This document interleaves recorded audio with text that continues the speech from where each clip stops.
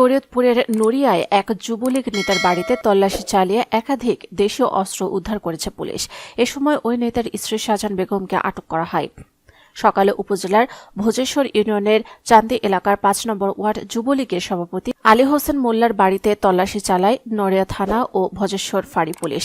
ভোজেশ্বর ফাঁড়ির উপপরিদর্শক মোহাম্মদ হারুন বিষয়টি সাংবাদিকদের নিশ্চিত করেছেন। তিনি জানান, চান্দনী এলাকার আলী হোসেনের বাড়িতে বিজয় দিবসের অনুষ্ঠান হচ্ছে এমন সংবাদ পেয়ে দেখতে যায় পুলিশ।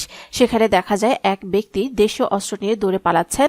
পরে আলী হোসেনের বাড়িতে তল্লাশি চালিয়ে বিভিন্ন ধরনের রামদা, তলোয়ার, ছুরিসহ 7টি দেশীয় অস্ত্র উদ্ধার করা হয়। এসআই হারুন আরও জানান, বাড়ির মালিক আলী হোসেন মোল্লা পালিয়ে গেছেন, তবে তার স্ত্রী শাহজাহান বেগমকে জিজ্ঞাসাবাদের জন্য আটক করা হয়েছে।